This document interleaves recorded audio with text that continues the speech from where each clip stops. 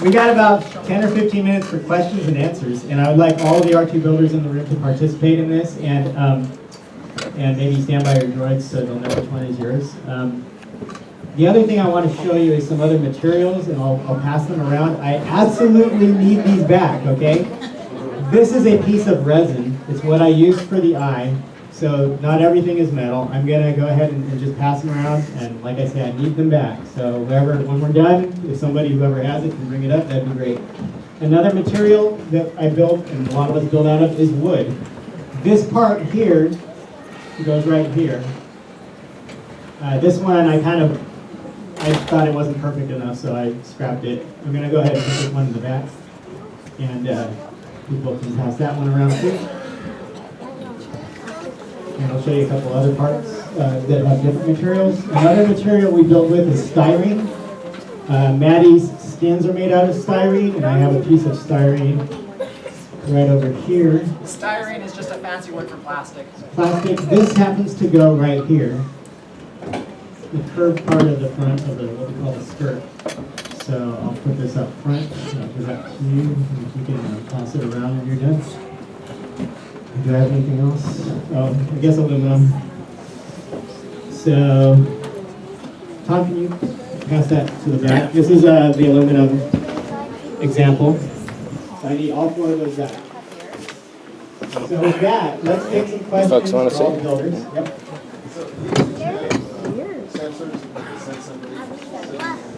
Good question. The question was, do these have sensors so they can sense that maybe somebody's trying to interact with it, or maybe so we don't run somebody over?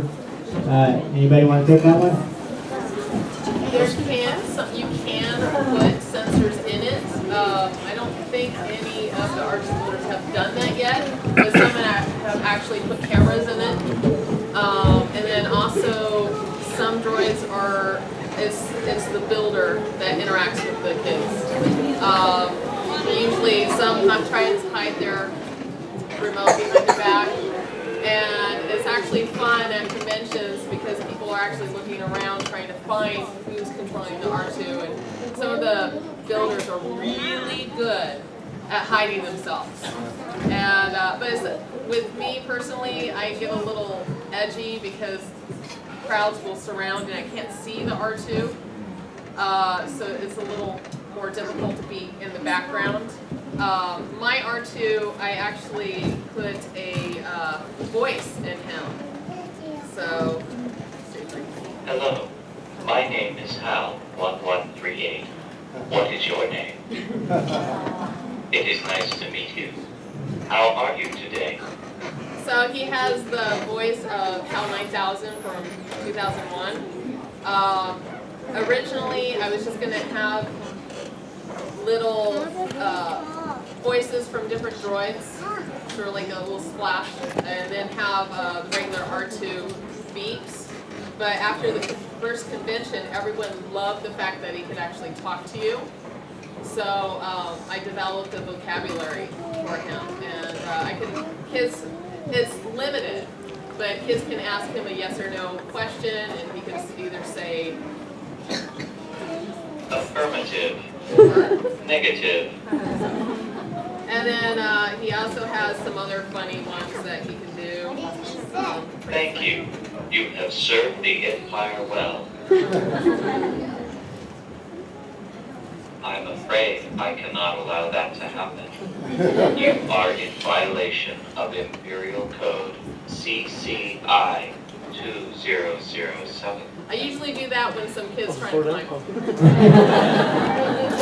Which is more frequent than you would think. Yes. And then I also have an alarm when the kid won't get the clue and kind of scares them away. And then she blasts him with pepper spray. Yes.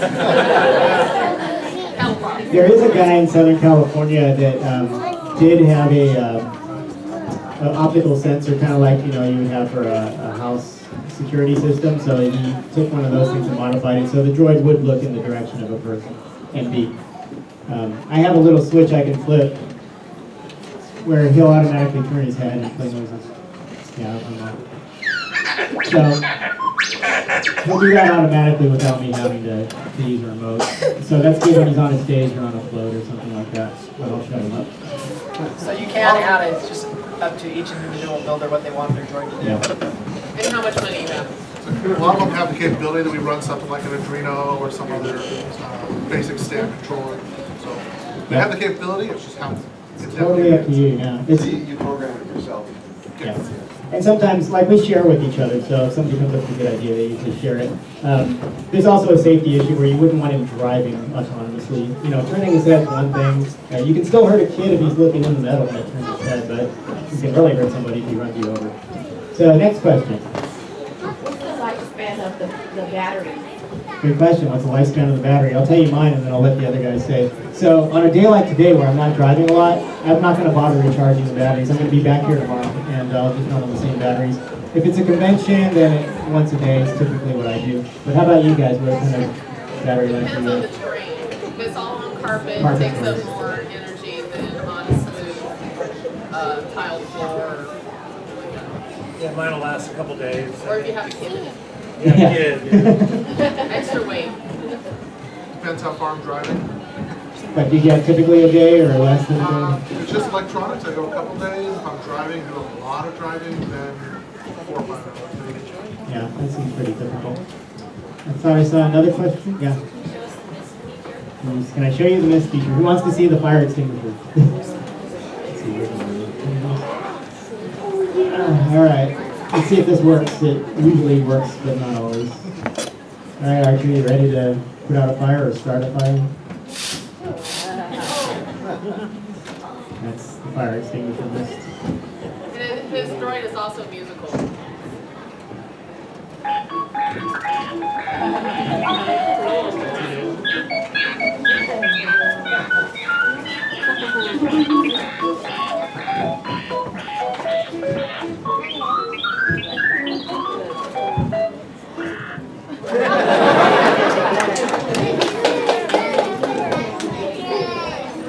Okay, and next question. Right back here. How fast? Funny you should ask. There's actually droid races that sometimes people do, and sometimes there's droid wrecks. About 3 to 4 miles an hour is what I get. So here's like him booking. I've got to be a little careful there. Just go backwards. That's probably typical speed. Kind of, you know, depends on how many teeth your gears have and all that stuff. I'll show you underneath the foot shell door, there's an actual drivetrain with chains and gears and stuff like that. So it's probably not easy for you guys to see, but there's a chain that's spinning around. And on the other side is the actual motor. So A lot of us will use Razor scooter motors for drivetrain. So they're 100-watt scooter motors in here. They can scoot pretty fast. next question. If there is one. Yeah. I noticed that some of your remotes are a lot bigger than the others. Yep. Obviously, the bigger ones can probably do more, yes or no? Yes and no. Okay, and then like how do you guys program, like how do you guys get them to program to different things? Does anybody in particular want to take that one, or do you want me to?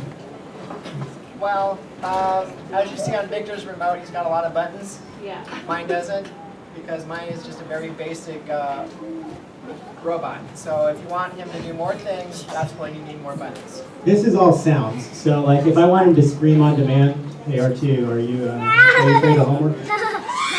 So you just don't like homework, neither does he. So I can call up certain sounds on demand. I have like volume up, volume down. I have one that I hit where he'll just play sounds by himself every 2 seconds. So if I hit number 10, he'll just cycle through sounds every 2 seconds. So that's all sounds.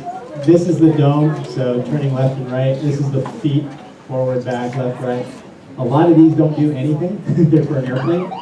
And these are the arms, these dials. So a lot of the buttons aren't even hooked up in another one. But there's now also an app that you can control your artoo from your phone now. Paul, do you have? Oh, I have yep, so I have sounds in this one. Are controlled from, just from the iPod. I use PS2 controller. Yeah, there you go. So yeah, people get innovative. Yes. Why is it flashing? So this light is supposed to be called a processor status indicator to let you know if his computers are working right. In reality, it's just a couple of lights that I have blinking. And these are called front logics. These guys here, again, they're supposed to show you status, but in reality, they're just a bunch of lights. Yes. Yes. Can I make him burp? That is an awesome idea. You just gave me an idea for when I get home. But no. I can think of another noise or two I could add to it. Such a boy. Got one in the back. Yes.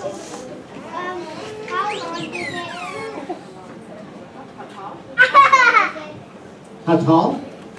This tall. Gosh, I don't, is that like 3 feet? 3-ish feet? Yeah, I'm not sure. About 36 inches.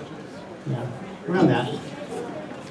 It's funny because a lot of people, when they see him in real life, they think he looks taller than he does in the movies. But well, first of all, I'm short, so that doesn't help. But it really is this. We've seen the real thing, and like in the conventions and stuff, and it really is this size. So that's kind of cool. Our blueprints were taken from the real product, so they're accurate.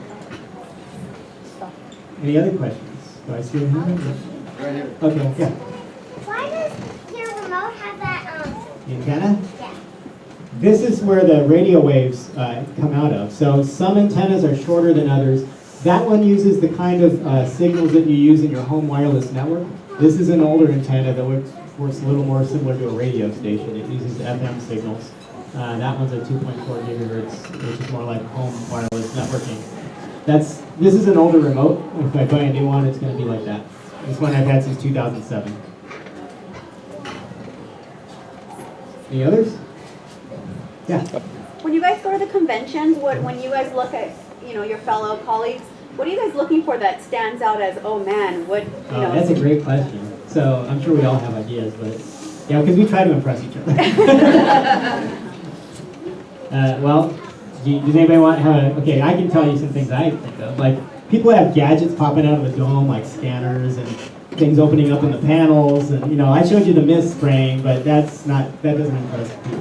Love anymore. There's R2s that have everything you've seen R2 do in the movie, or any one of the movies. Typically, there are R2s that will do all of those things. And the amazing thing is, in the movie, they just get it to work for that 1 minute. They didn't build a whole thing to do it forever. But the guys in the club, they make it so that droid can do those things.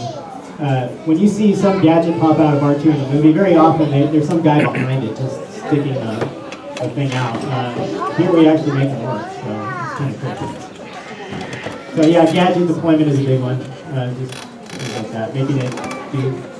Well, over the years, a lot of the R2 builders have been doing custom R2s that are, we have like an Iron Man R2, the Lego. We have one of our fellow R2 builders have done Lost in Space. Yeah, we've had other robots. Yeah. So we now have a lot of R2s that are R2 builders that are just doing their own thing. They're not doing anything that's from the movies. They're just making up stuff. So, people seem, like mine. So, people seem to enjoy looking at something different. Because, R2 is awesome, but you can only look at so many. And when R2 builders get together, you have at least 20 artoo-dettoos. And then, so it's kind of fun to see something different. I think we're getting the hook, so thank you very much. They are still going to be here for just a little while. Come visit our table and ask questions if you haven't. We're also here tomorrow.